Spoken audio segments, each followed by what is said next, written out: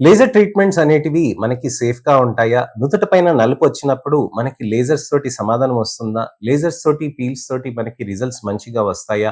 ఏ విధమైన రిజల్ట్స్ వస్తాయి? ఏ విధమైన జాగ్రత్తలు తీసుకోవాలి? అని అనేక మందికి సందేహాలు, అపోహలు, ప్రశ్నలుంటాయండి.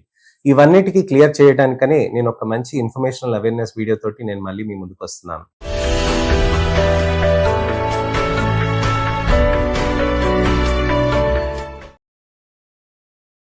నేను మీ doctor Raj Kiran. Celestee skin laser and hair clinic, Jubilee Hills, LB Nagar, Kokapet మరియు సన్ సిటీలో chief and founder, senior dermatologist and hair transplant సర్జన్‌గా ప్రాక్టీస్ చేస్తున్నానండి. చాలా మందికి నుదుట పైన నలుపు వచ్చినప్పుడు ఫోటో టానింగా, లైకెన్ ప్లానస్ పిగ్మెంటోససా, మంగు మచ్చల, ఇతరత్ర కండిషన్స్ ఏమైనా ఉన్నాయా అని డయాగ్నోస్ అవుతూ ఉంటాయి. డయాగ్నోస్ అవ్వంగానే మనం ట్రీట్మెంట్ ఎలాంటిది చేసుకోవాలని ఆలోచిస్తూ ఉంటారు. సన్ ప్రొటెక్షన్‌గా మనం స్కార్ఫ్ కట్టుకుంటూ ఉంటాం. అలానే మనం sunscreens, serums, glutathione, vitamin C అవి కూడా తీసుకుంటూ ఉంటాం. ఇన్ని తీసుకున్నాక కూడా మనకి రిజల్ట్స్ అనేటివి అంత మంచిగా రావు. అలాంటప్పుడు ఎలాంటి ట్రీట్మెంట్స్ తీసుకోవాలి? పీల్స్ లేజర్స్ అనేటివి ఉంటాయి. ఎల్‌ఏడిడి థెరపీస్ అనేటివి ఉంటాయి. ఎన్ఏఆర్ఎఫ్ థెరపీస్ అనేటివి ఉంటాయి. ఇలాంటి అనేక రకమైన థెరపీస్ ఉంటాయి. అలాంటివి ఉన్నప్పుడు మనం ఎలాంటి ట్రీట్మెంట్ ఆప్షన్స్‌ని ఎన్నుకోవాలి? ఎలాంటి మెషిన్స్ తోటి మనం చేయించుకోవాలి? ఎలాంటి క్లినిక్‌లో మనం చేయించుకోవాలి అని చాలామంది ఆలోచిస్తూ ఉంటారు.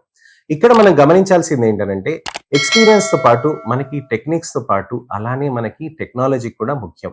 మంచి అడ్వాన్స్ టెక్నాలజీ ఉన్న మెషిన్స్‌ని మనం యూజ్ చేసుకోవాలి. అడ్వాన్స్ అనే పదం యూజ్ చేస్తూ చెప్తుంటేనే కాదండి. దానికి తగ్గట్టుగా కూడా మనం ట్రీట్మెంట్ అనేది చేయాల్సిన అవసరం ఉంటుంది.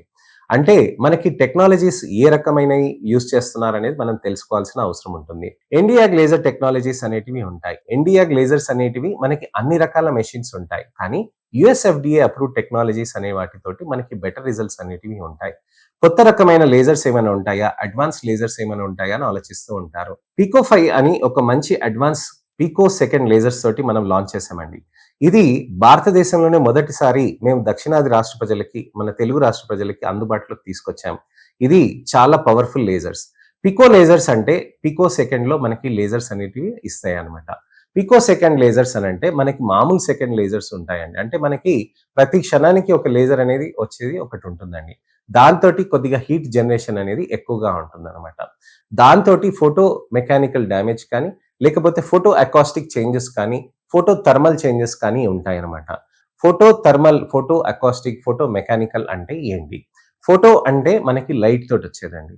అంటే ఈ లేజర్ తోటి లైట్ తోటొచ్చేది. మెకానికల్ అనంటే మనకి నలుపు కణాల్ని మనకి డిస్టర్బ్ చేస్తుంది. ఫోటో థర్మల్ అంటే దానితోటి వచ్చే మనకి ఇంక్రీజ్డ్ టెంపరేచర్ తోటి కొల్లాజెన్‌లో మార్పులనేటివి చేసేది. ఫోటో అకాస్టిక్ అనంటే ఆ విధంగా లేజర్‌ని పంపించినప్పుడు ఆ చిన్న శబ్దంతోటి దానికి అకాస్టిక్ ఎఫెక్ట్ అని అంటారనమాట. అంటే ఆ మైక్రో అకాస్టిక్ ఎఫెక్ట్ అంటే మనకి చెవుకి వినిపించనంత ఎఫెక్ట్ తోటి అది లోపలికెళ్ళి చర్మంలో ఆ విధంగా ఇంపాక్ట్ తీసుకొస్తుంది. ఈ photo acoustic, mechanical, thermal effects తోటి మనకక్కడ చేయటం తోటి మనకక్కడ నలుపనేది తగ్గించటానికని ఈ పికో లేజర్స్ అనేటివి పనిచేస్తాయి. అయితే క్షణంలో వచ్చేదాన్ని సెకండ్ లేజర్స్ అంటారు. మిల్లీ సెకండ్‌లో వచ్చేదాన్ని మిల్లీ సెకండ్ లేజర్స్ అని అంటారు. మైక్రో సెకండ్‌లో వచ్చేదాన్ని మైక్రో సెకండ్ లేజర్స్ అని అంటారు. నానో సెకండ్‌లో వచ్చేదాన్ని నానో సెకండ్‌లో క్యూసిచ్ లేజర్స్ అని అంటారు. పికో సెకండ్ లేజర్స్ అనంటే పికో క్షణాల్లో వచ్చేదాన్ని. అంటే ఇంత సూక్ష్మంగా మనకి మైక్రో కంటే, మిల్లీ కంటే, నానో కంటే పికో. చాలా లోయెస్ట్ సౌండ్‌లో మనకి లోయెస్ట్ టైమ్‌లో మనకు ఆ ఇంపాక్ట్ అనేది చేసేస్తూ ఉంటుంది. ఇంత హైలీ స్పెసిఫిక్ ఉంటే మనకి లాభం ఏంటి? మన చర్మానికి సేఫ్టీ అనేది బాగా పెరుగుతుందండి. అంటే చర్మ కణాలకి ఎటువంటి డ్యామేజ్ లేకుండా లోపలికెళ్ళేసి లేజర్ అనేది దానికి అక్కడ కావాల్సిన మార్పులనేటివి చేసేస్తూ ఉంటాయి. సో, ఈ పీకో సెకండ్ లేజర్స్ అనేటివి కొత్త టెక్నాలజీస్. కానీ దీంట్లో అత్యాధునికమైనది మనకి మంచి అడ్వాన్స్ లేజర్ అనేది మన దగ్గర ఉందండి. సో, దీనితోటి ట్రీట్మెంట్స్ చేయటంతోటి మనకి చర్మంలో నలుపనేది బాగా తగ్గుతూ ఉంటుందనమాట.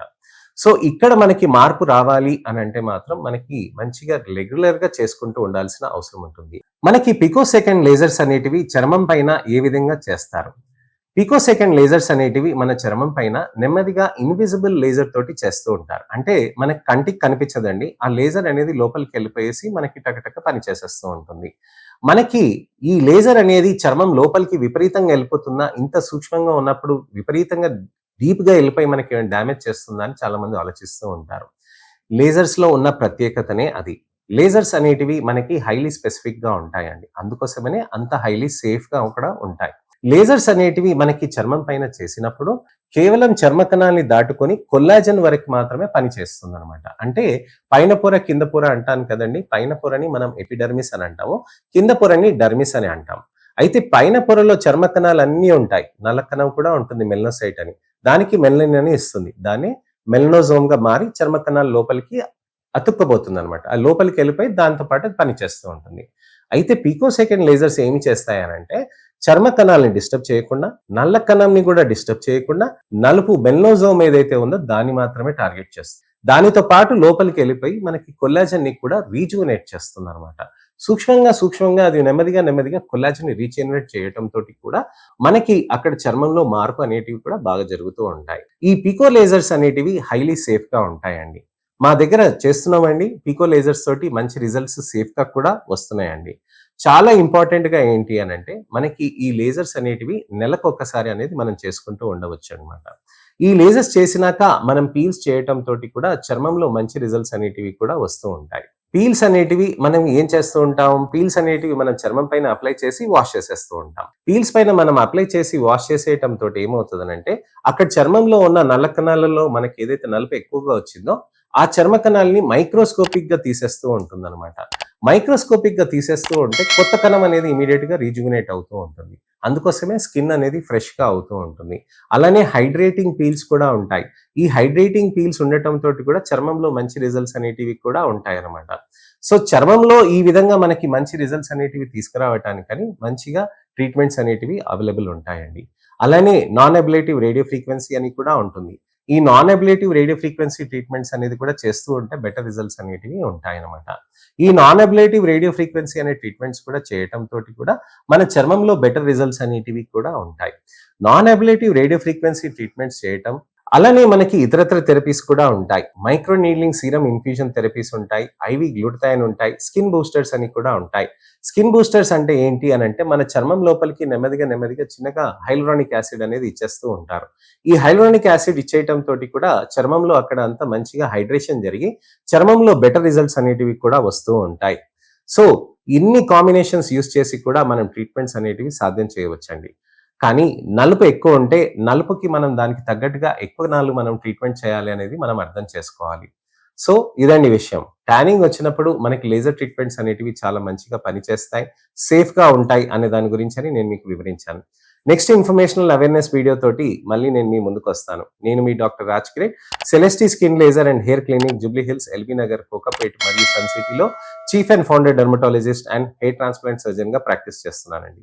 నెక్స్ట్ వీడియోలో మళ్ళీ కలుస్తాను. అంతవరకు సెలవు. నమస్తే.